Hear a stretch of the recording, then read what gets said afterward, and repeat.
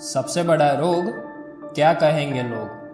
Don't worry, मैं आज की इस वीडियो में कोई प्रवचन नहीं करने वाला हूँ, ना कि मैं ये लॉग की बात करने वाला हूँ। मैं बात करने वाला हूँ हमारे मैथमेटिक्स के लॉग की, यानी कि लॉगरिथम की बात करने वाले हैं हम, कि लॉगरिथम का ओरिजिन क्या है, कैसे मैथमेटिक्स की दुनिया में उसको इंट्रोड्यूस किया गया, उसकी हिस्ट्री क्या है और उसकी हमें ज़रूरत क्यों पड़ी। अगर आपको कोई पूछे कि लॉग के बारे में बताओ कि वो होता क्या है, तो आप कहेंगे कि अगर a की power n equals to b है तो log b base a n होगा। एग्जाम्पल के तौर पे 2�3 8 होता है तो log 8 बेस 2 क्या होगा, 3 होगा। यानी कि log हमें 2 की कितनी पावर करने पर 8 मिलेगा वो बताता है। ये जो हमने देखी वो आज के टाइम पे एक्सपोनेंशियल बेस्ड लॉगरिथम की डेफिनेशन है, जो हम सबको मालूम है। लेकिन जब लॉगरिथम डेवलप किया गया था तब वो सिर्फ एक कैलकुलेशन टेबल था, ना तो वो कोई एक फंक्शन था, ना तो दूसरा कोई उसके पीछे लॉजिक था। सिर्फ एक calculation table like sine and cosine tables. तो चलिए अभी मैं ले चलता हूँ आपको लॉगरिथम के जन्म समय पे। लेकिन उससे भी पहले जानते हैं कि उनका मतलब कि लॉगरिथम का मैथमेटिक्स के दुनिया में अवतरण लेने का रीज़न क्या है, मतलब कि उसकी ज़रूरत क्यों पड़ी। तो पहले के टाइम पे जो जहाज चलाते थे वो लोग साइन टेबल का यूज़ करते थे एंगल जानने के लिए। चलिए मैं आपको विजुलाइज करवाता हूँ कैसे।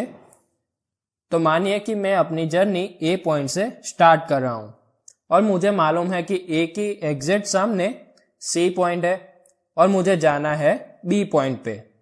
अगर मुझे सी पॉइंट पे जाना होता तो मैं डायरेक्टली सीधा चला जाता, लेकिन बी पे जाने के लिए लाइन AC से रिलेटिवली कितने एंगल पर मुझे घूमना होगा वो मुझे जानना पड़ेगा।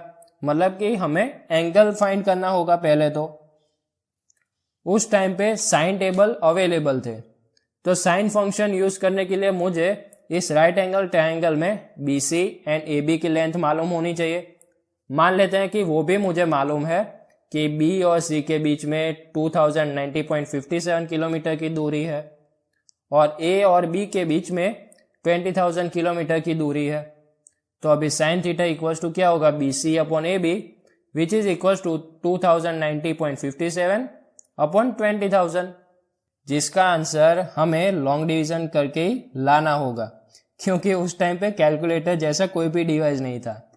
तो लॉन्ग डिवीजन की मदद से इसका आंसर लाना थोड़ा कॉम्प्लिकेटेड और टाइम टेकन तो है ही, लेकिन फिर भी वो लोग फाइंड करते थे क्योंकि उनको एंगल तो जानना ही था। तो इसका आंसर लॉन्ग डिवीजन की मदद से 0.1045285 होगा। जो आंसर मिला वो साइन 6 डिग्री की वैल्यू है। तो साइन टेबल की मदद से हमें एंगल अप्रोक्सीमेटली 6 डिग्री मिलेगा, यानी कि हम AC लाइन से 6 डिग्री एंगल बना के सीधे जाएंगे तो B प्लेस पे पहुंच सकते हैं।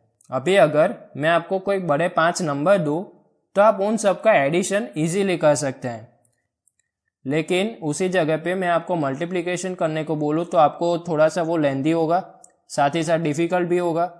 सिमिलरली सब्सट्रैक्शन करने को बोलूँगा तो वो आप इजीली कर सकते हैं, लेकिन डिवीज़न थोड़ा डिफिकल्ट होगा। तो अगर हम कोई तरीके से मल्टीप्लिकेशन को एडिशन में और सब्सट्रैक्शन को डिवीज़न में और nth रूट को डिवीज़न बाय n में कन्वर्ट कर दे तो हमारी कैलकुलेशन और भी इजी हो सकती है। जो हमने अभी एंगल लाने के लिए लॉन्ग डिवीज़न किया वो इजी तो है, लेकिन कई बार ये कैलकुलेशन और भी टीडियस और लेंदी हो जाती है। तो ऐसी ही प्रॉब्लम्स को इजीली सॉल्व करने के लिए कोई आसान सा टूल हमारे पास मैथ्स में होना ही चाहिए। तो उस time eccentric mathematician John Napier ने ऐसी प्रॉब्लम्स को अपनी लॉगरिथम की इन्वेंशन से सॉल्व किया।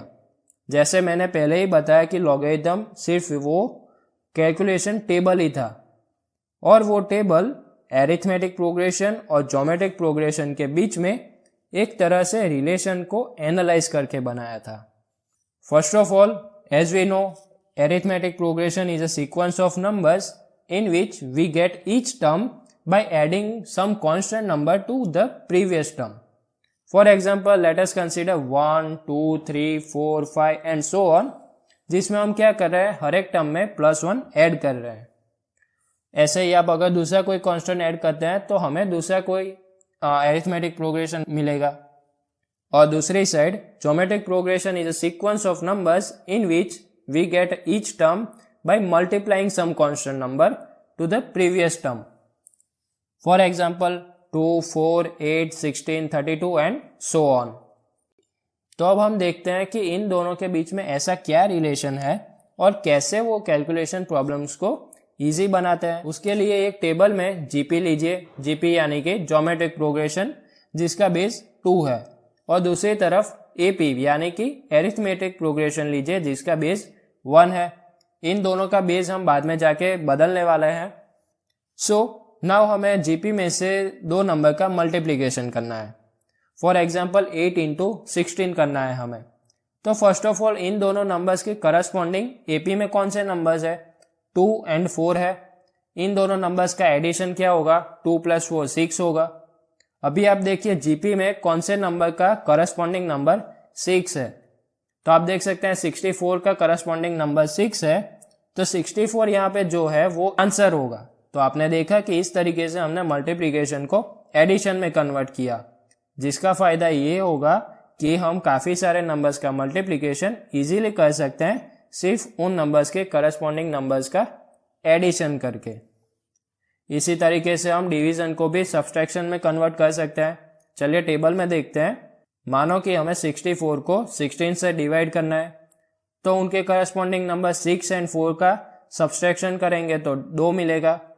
अभी आप देखिए कि जीपी में 4 जो है उसका करस्पॉन्डिंग नंबर 2 है, तो 4 जो होगा यहाँ पे वो 64/16 का आंसर होगा। सिमिलरली अगर हमें nth रूट फाइंड करना है कोई जीपी में से नंबर का, तो एपी में उसके करस्पॉन्डिंग जो भी नंबर है उसको n से डिवाइड कर दीजिए, और वो जीपी में जिस नंबर का भी करस्पॉन्डिंग नंबर है वो हमारा आंसर होगा। तो हम कब से करस्पॉन्डिंग नंबर कर रहे हैं, उसको ऑलरेडी नेपियर ने आर्टिफिशियल नंबर कहा था। Like 0 is artificial number of 1, 1 is artificial number of 2, 2 is artificial number of 4 and so on. थोड़े टाइम के बाद फिर से उन्होंने इसका नाम चेंज करके लॉगरिथम रख दिया, जो दो ग्रीक वर्ड लोगोस एरिथमोस, जिसका मतलब प्रोपोर्शनल नंबर होता है, उस पर से लाया। तो यहाँ पर हमने एज अ बेस 2 पसंद किया, वो हमारे विजुअलाइजेशन के लिए अच्छा है।